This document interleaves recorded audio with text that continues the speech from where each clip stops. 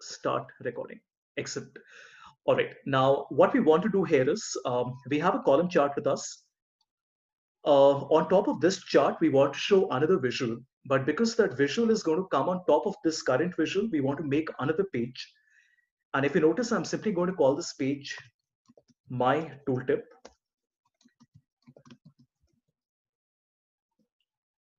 Okay, so that is step one. You want to create another page.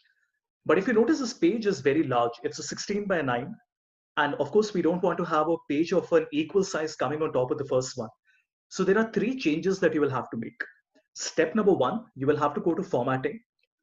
And in page information, you have to turn the tooltip on. That's step number one. Step number two is right below this, where in page size, rather than choosing 16 by 9, you want to convert this into a tooltip. And then finally, step number three, you want to go to the view tab at the top, and then you want to go to page view, and then turn it to actual size. So after we have done these three steps, essentially what we have done is we have converted the role that this page is playing into that of a tooltip.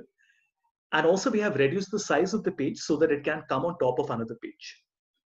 And very simple, on top of this, we want to keep a map. Now we have two options with us. We can either keep a regular map or we can keep a filled map. Now in this instance, I want to keep a filled map because I want to show the boundaries of all the states and not just a bubble that shows me all the states. So we make a filled map here, and very simply, we can keep all our states within this. And then if you notice, I'm not keeping my sales amount because we already have a sales amount on the previous vision, but I keep my profit in my tooltip. Okay, hold on a second. Okay, so I keep my profit in my tooltip. Now, if you notice, I can see the profit for all of these different states if I hover my mouse. But you notice that the colors are not changing. The reason is because we still have to apply a conditional formatting manually. And to do that, we go to formatting. And in formatting, we have an option called data colors. Now, either we can change the default color for all the states, or we can open up show all and put an individual color for all the states. We don't want to do either of these. There is a hidden option here. So if you hover your mouse here, you notice these three dots will come up. And if I click on the three dots, there is an option for conditional formatting. Just take a small pause and think about it. On Excel, while we are able to conditionally format cells, there never is any option for you to conditionally format a chart, whatever chart it is, which is a big problem because if you want to show a chart where the top three numbers or the bottom five numbers are highlighted, other than doing it manually, there's no way to do that. Power BI thankfully offers a way. So we click on conditional formatting. And finally, what I want to do is I want to say that my profit and the sum of profit, and my lowest value is, let us say, a red color. I will have to choose a custom color here. And then same thing, we want to go ahead and go back to conditional formatting and then say that my highest value is again a custom color, which is a green color. Okay, so what happens is we get this nice color spectrum ranging from green to red. If you want to customize the minimum and the maximum value, of course, you can always go ahead and do that. Okay, and the final step is for us to go back to page number one, select our column chart, go to formatting, and click on tooltip. And then we don't want the default tooltip. We want the tooltip that we have created called my tooltip. So on page, you can select my tooltip, and that is it. So what this does is when we hover our mouse, it automatically zooms into the states that belong to that particular region. Right? I will just quickly open up the chat window just for 2 minutes. In case any of you have any questions, you can ask me. Otherwise, we'll continue with the next example.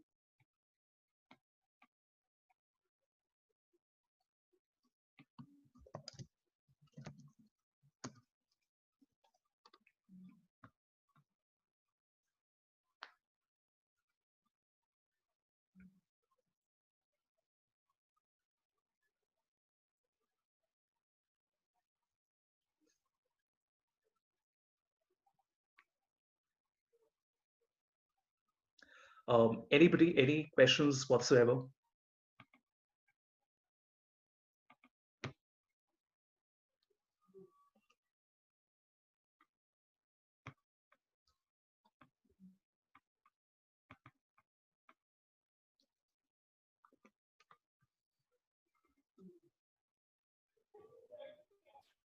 Okay, so I've unmuted all of you. I hope it doesn't become chaotic because there are so many of us. But anyone.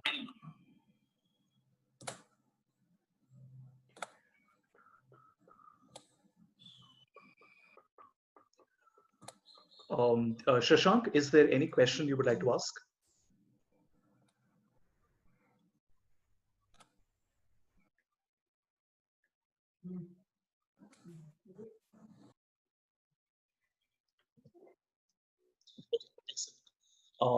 All right, I'll go to the next example then.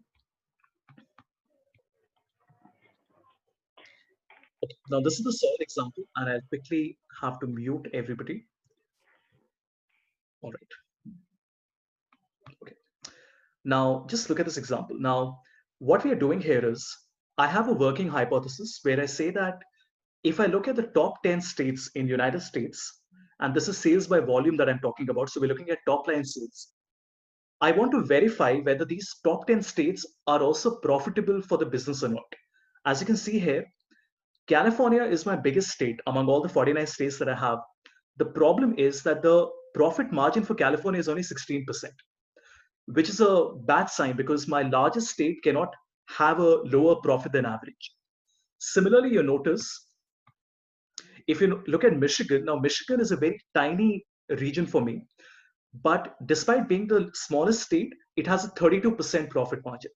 Now, this can have a lot of business inferences because you might probably want to focus a lot more on that state because it generates a lot more profitability for you. Similarly, wherever there's a state which is generating a very high top line but is not profitable for you, you might want to take some corrective action, right? Now, it's a beautiful visual. Of course, we have these slicers in place. So as you can see, I can also control and look at a different snapshot. So I can maybe look at the last 3 quarters or the last 3 months and see what is the performance for the last 3 months. So if you notice in the last 3 months, or let us say the last 5 months or so, California is my third largest state and Kentucky is my largest state, right? Okay. So to create it, it will require us a little bit of effort. So let's just go ahead and do this, just so that we have a broad idea of how we have done this. For this, we will have to use just a little bit of DAX, not too much. And I have created this DAX measure called profit margin, which is nothing but the profit divided by total sales, right? I'm assuming here that a lot of you have not worked with DAX earlier.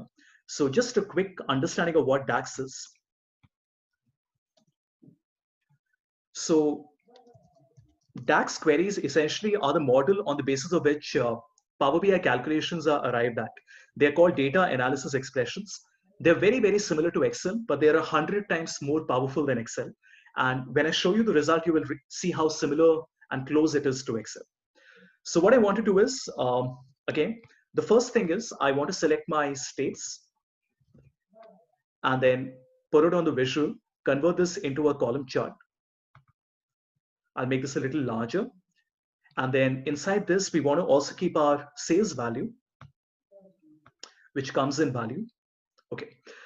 Now, the problem here is that this is showing us all the 49 states in the United States. We don't want to see that. We just want to filter out our top 10 states. So we open up the filter pane. And in this, it says that state is all. So we want to open this. And rather than selecting a basic filtering, we want to choose a top N filtering. And I can choose the top 10 states. Remember, despite the fact that in the visual, I've already kept the sales value once, we will again have to drag and drop the sales value once again. So I will drag this once again here. And then when I click on apply, you notice this only now shows me my top 10 states. So we are getting there. Somehow we have managed to see the top 10 states. Below this, we don't need the filter pane, so I can close that for now.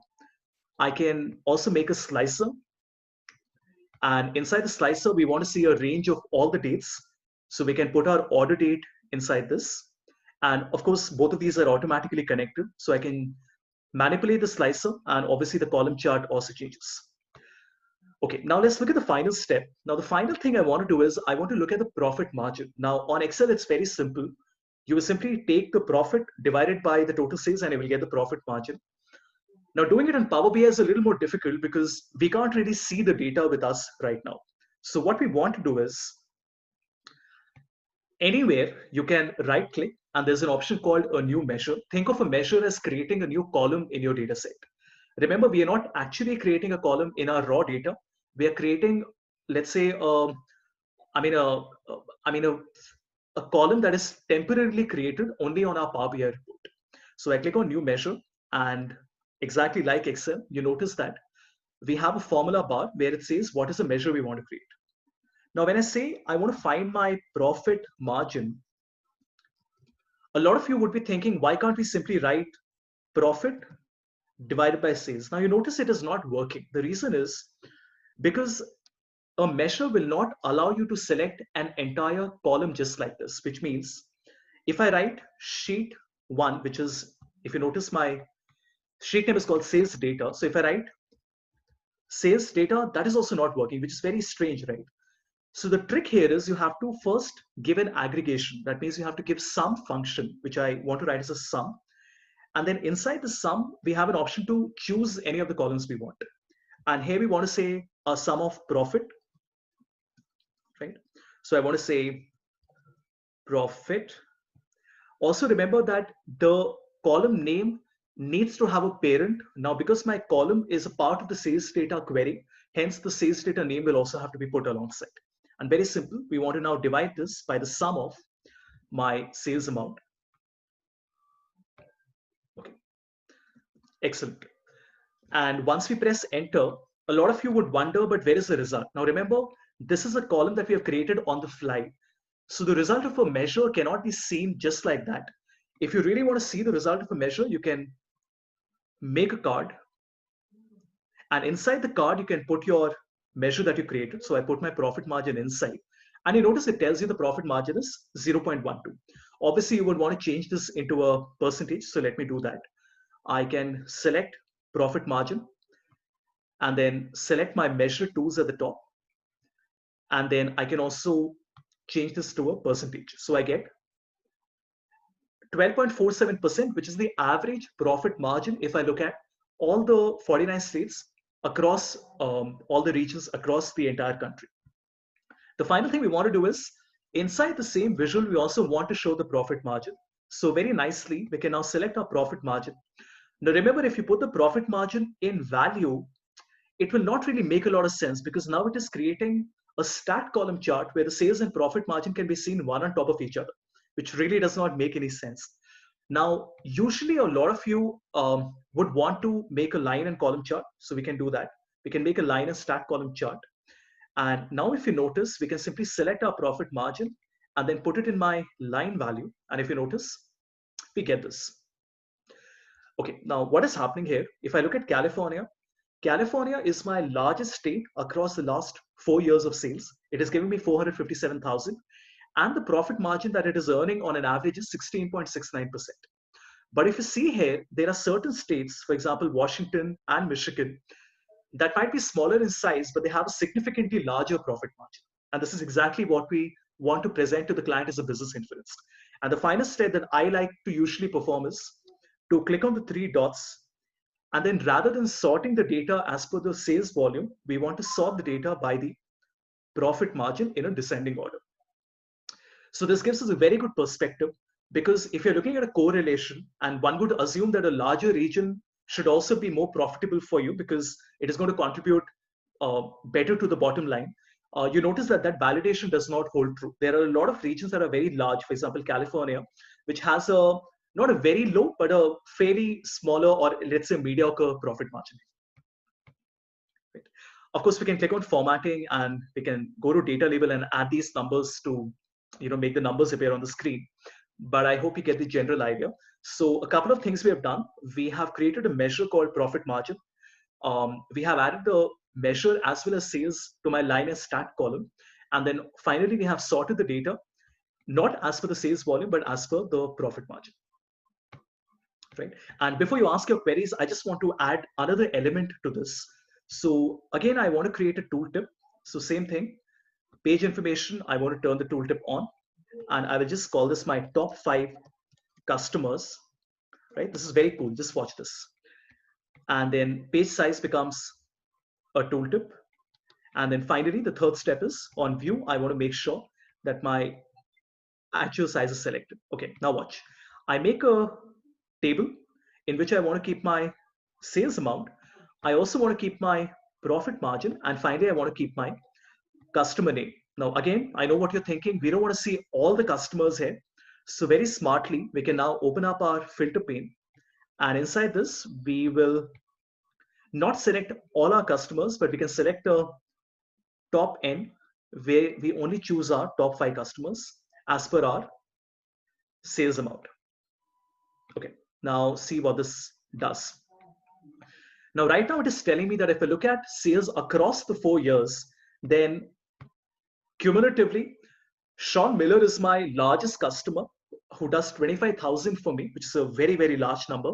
But here's the interesting bit. If you look at this number, this tells you that he might be the largest customer, but because we are spending more money acquiring that customer, it is actually a negative profit for us. And the final step is for us to click on my original visual, go to formatting, select tooltip, and then add my top 5 customers. And this is the final result that you get. Let me just zoom in a bit, which means that if we want to do a drill down or a root cause analysis, and I want to see in California, are my top 5 biggest customers also generating a profit for me? I can just hover my mouse and it tells me that Ken, who's my largest customer, he does 8,300 for me, is not actually generating a very large considerable profit for me, right? And of course, you can do the same thing for all of these. And you can also choose the slicer, choose a different period, and the same top 5 customers also get broken down as per the slicer that you're connecting. Right. Okay. Again, I'll open up the chat window. If you have any questions, you can ask.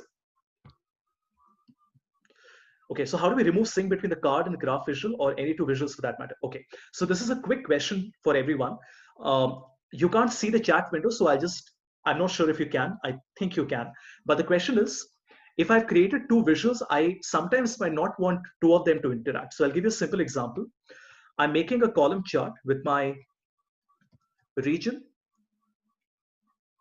and my sales amount in it.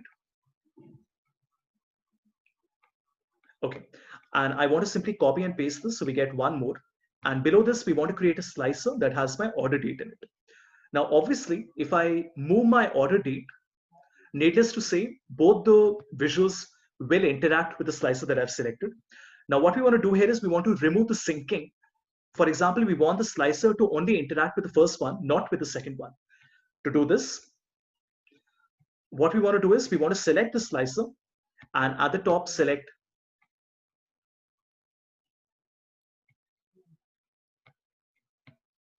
okay, I can't seem to see the option, just a second. Okay, so we want to click on format and then edit interactions. Now, if you notice, we get two buttons each on both the column charts.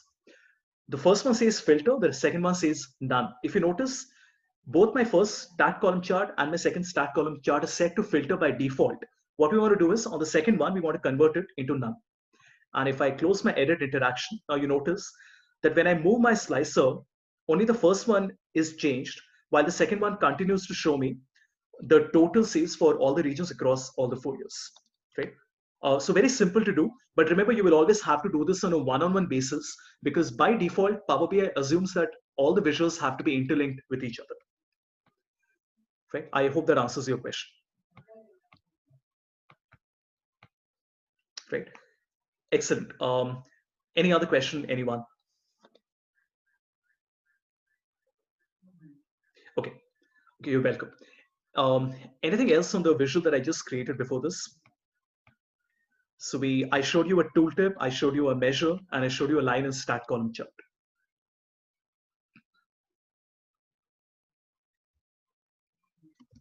Okay, so I am just confirming if I can. Okay, excellent. I can do the next example. All right, let me quickly see if I can find something which might be of interest to you guys. Okay, perhaps this one. I've seen a lot of people. Some of you might know this, but I have been working as an EY trainer for about 2 years now. So these are questions that I get asked very, very often, and I hope this will be of use to you as well. So the question I get asked is that if I make a scatter plot like this, okay. So if I make a scatter plot like this, where I keep my sales and my profit amount, so I'm simply keeping my sales in x-axis and I'm keeping my profit in y-axis. And I also want to break this down by, let us say, all our customer name. So if you notice, it now gives me a very nice scatter plot telling me an entire preview of all the customers that I have, all the unique customers I have. For example, if you look at Tamara Chand, she is doing 19,000 with a profit of 8,900. Now the question is, how do you present this data to a client? Because if you notice, there are a lot of these outliers that you see.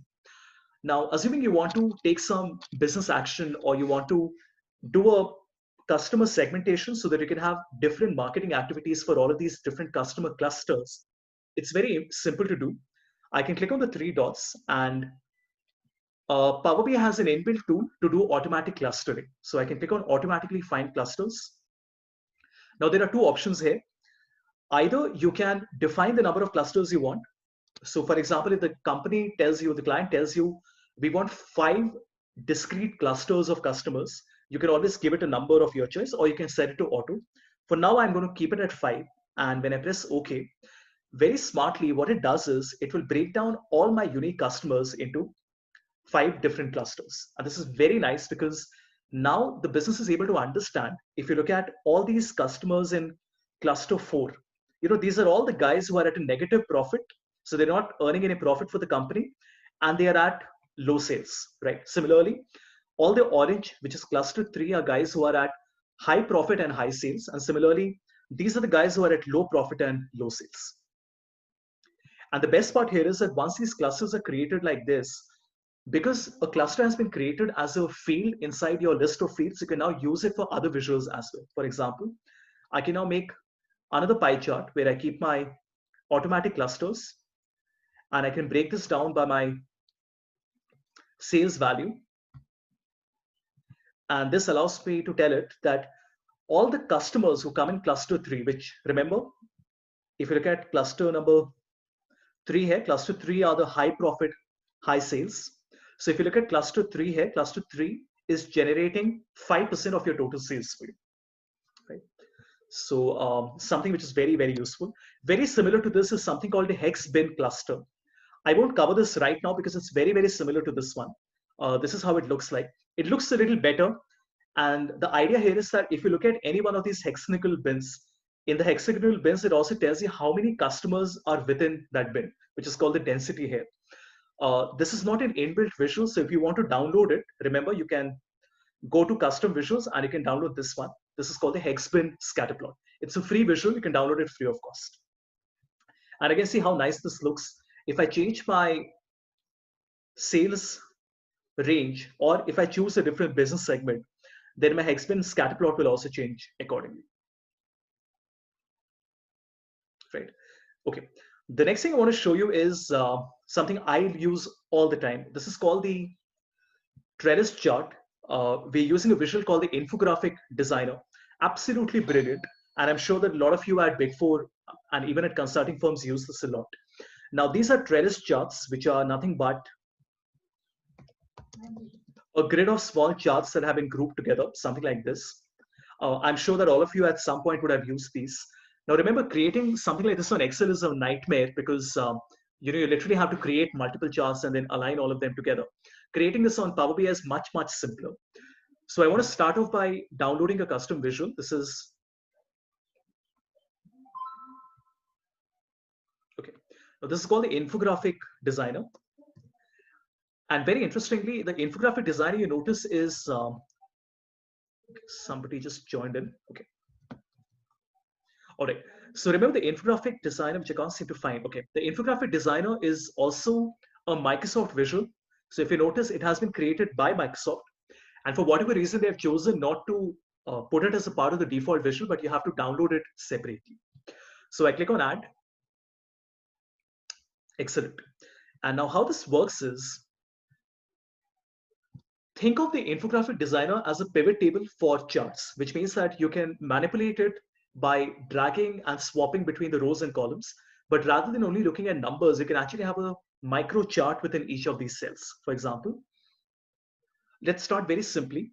We say our sales value is a measure. So if you notice, it tells me my total sales is 2.3 million, right? The moment I say that my region comes in legend, you notice that it automatically makes a chart for me. Same thing, if I put my region in category, then it makes again a chart for me, but with the same color. And if I put my region in column, then it makes 4 different numbers for me, right? So that is the beauty. I can put it in row and it creates 4 different rows for me. So the trick here is how to work with it. So if you notice carefully, from my order date hierarchy, very carefully, we don't want to select the entire order date because it wouldn't really make a lot of sense. What I want to do is I want to put my year in my category and I want to put my month in my legend.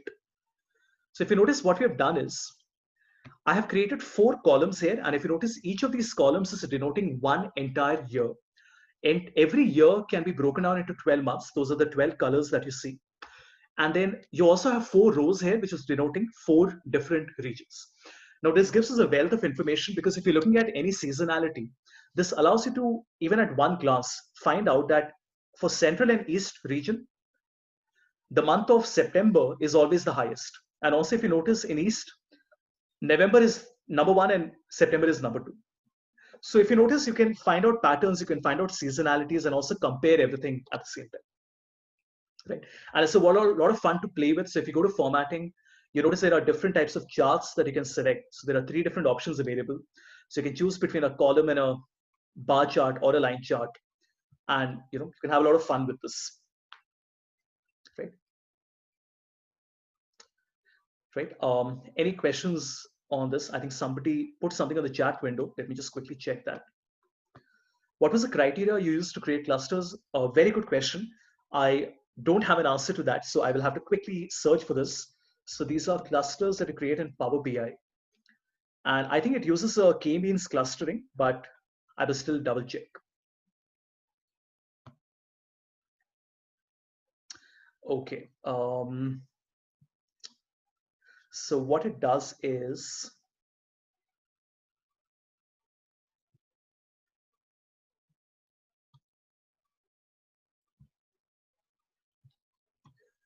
okay, so cluster in Power BI, and what model are they using? Okay, let's quickly check this.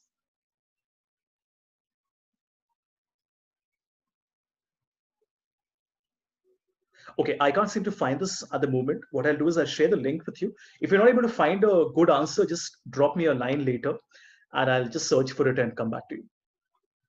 Right? Usually we use a k-means clustering, but I'm not sure if, typically when I work for my client projects, but I'm not sure if it is being used in Power BI or not. I think you'll have to go back and double check that. All right, let me just quickly see if there's anything else interesting that I can show you. So we've already done this one, and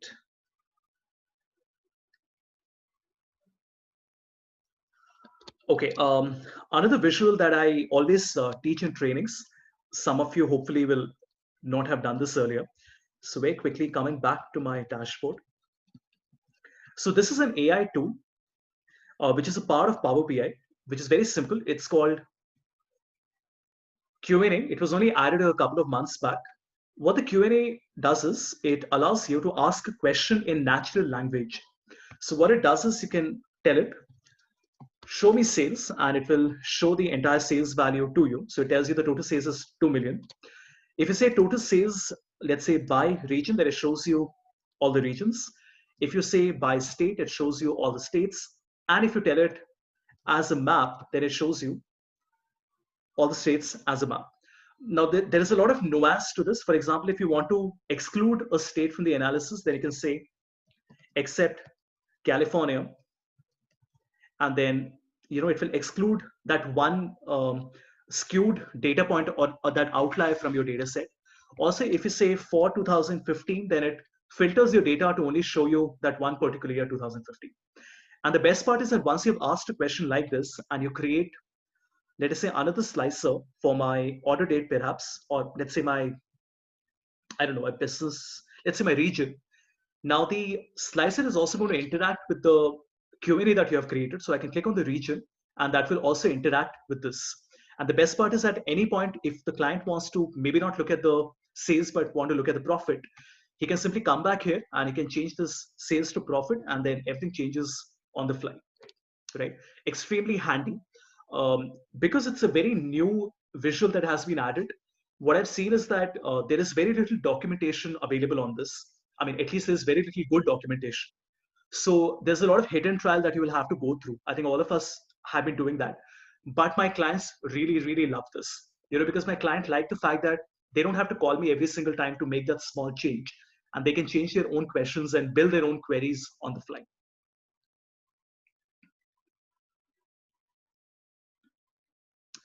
All right. So I've shown you a couple of things. I can show you a lot of other things. Any specific queries you have or any visual that you want me to cover, I'll be more than happy to do that.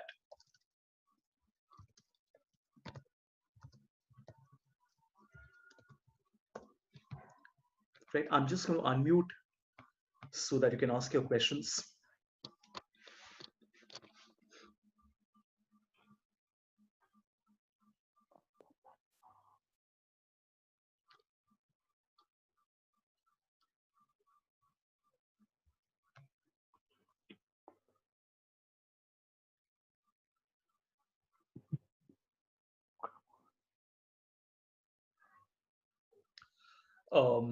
Any question that you can think of?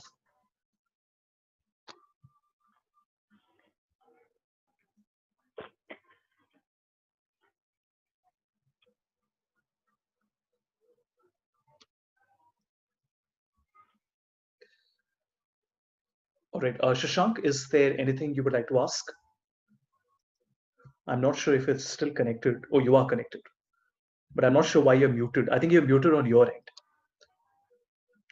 Okay, excellent. So I'll take that as yes. I will move on to the next example. All right, just quickly check if there were any other questions. Okay. Thank you for the question on the Pareto chart. Now, what I can do is I can tell you that Pareto chart is very, very difficult to create.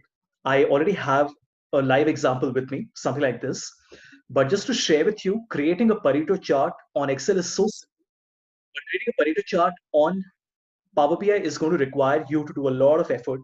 For example, if you notice, I have created these three different measures. So I have a Pareto rank, I have a running total, and a Pareto percentage. So if I click on Pareto rank, if you notice, there's one measure here which uses the rank X function. If I click on Pareto running total, that again uses a calculate function with a top n. And then finally, if I have a Pareto percentage, that uses a divide function. If you're really interested in learning this, what I recommend is for you to watch this channel. I'll just share it with you. You can type Pareto chart and you can go to this channel called Curbal, Curbal. And then it's a beautiful channel. It's a 15-minute video.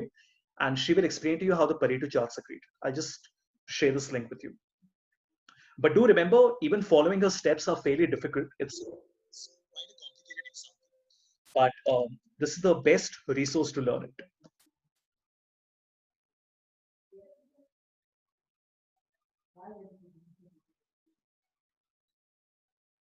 Okay, you're welcome. Okay, let me just think what else can it be that I can share with you. Okay, this is again something I always find a winner in the trainings. This is a custom visual called Aria, which is spelled Arria. And then Aria looks very simple at face value. Aria is an AI-based natural language insight engine. So what it does is, if you notice, there's only one option called values. So I want to put my sales here. We want to put our region inside this. And we also put, let's say, our segment below this. Aria has the capability of building an entire narrative for you. So if you notice, Aria has so far detected that sales is a quantitative data, so it's a measure. Region is a dimension, segment is also a dimension. So I want to click on next. I want to click on next once again. And then the moment I say, tell me everything, see what happens. Without having to write any formulas or to do anything else, I click on tell me everything, and Aria is able to use its own AI engine to not just give me results, but to build an entire report for me, something like this. And this is very, very detailed. For example, it tells me that the total sales is 2.29 million. The best value is for the consumer segment, which is 50.6% of my total sales. So that's half of my total sales. Also, if you notice, South has the worst figure for the corporate segment, which is 17.3% of the region. Think of this like a column total that you calculate on Excel. And then 5.31% of overall sales, think of this as a percentage of grand total that you calculate on Excel. Imagine the amount of effort it would have taken you to do something like this on Excel. And the best part is when you click on generate text, I can simply create another slicer, let us say for my shipping mode. And look how cool this is. While this might look like a static output, if you click on any one of these shipping modes, the entire narrative is being rewritten on the fly. This is fantastic. I mean, the wealth of narrative that is able to give you is unbelievable, right? Extremely handy. Also, a quick tip, you can also use the result that comes from ARIA as a part of a tooltip, which means that if a person hovers their mouse on any one of your existing visuals, they will be able to see a quick AI narrative only for that one visual. Great. Okay, I will. I'm again opening the platform for any questions. I will have to excuse myself because I have another session starting at 5 o'clock, and I will have to set up for about 10 minutes prior to that. I mean, if you guys are interested, I'll coordinate with you and I'll be more than happy to conduct one more session. Can you please share the process for integration of dataset for the first time? Absolutely. And again, it's a very simple step. So when you want to load a dataset on Power BI, very simple. On the top left corner, you can either select an Excel directly, or if you click on Get Data and then you select More, you notice that an entire list of connectors is available here. So everything from SQL to a web page to a PDF, all of these things can be connected, right? So you can always go back and have a closer look at this. So all I do is I select Excel, very simple. I have an Excel file with me. I click on the file, I click on Open, and that is it. It just asks me to select the sheet. I click on the sheet and I click on Load at the bottom. So it is very similar to how you load a data set on Excel as a pivot table. So essentially, you load the Excel, you select the sheet you want, you click on Load, and the data set is loaded on the right side. Right. If you're interested, for those of you who are interested in a more sort of a basic session, for those of you who have just started working on it, I have a YouTube channel. I have an entire playlist available on Power BI. So while this might not teach you everything that you want to know, I think it's a very good starting point. As you can see, I've covered a lot of things there. So my channel is Havish Madhupati. You can just, I just share this with you. I mean, this is no replacement for a proper session, of course, but I think it's a good starting point for all of you. I mean, for the ones who haven't worked with Power BI.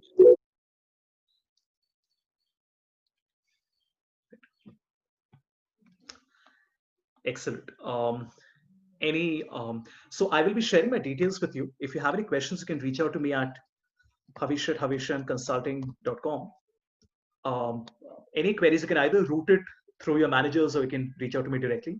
And I hope the session was useful. I managed to touch upon a lot of topics, and probably we hope to have some more sessions in the future as well. Right? The session record. Hi. Yeah, Havish, I was just thanking you for on behalf of the entire team. Oh, you're welcome. Can you also share, the link to the this recording? I will do that.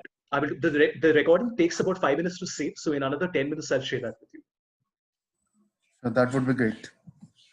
All right. Great. All right. Thank you, everyone. Thanks, Havish. Yep. Thank you.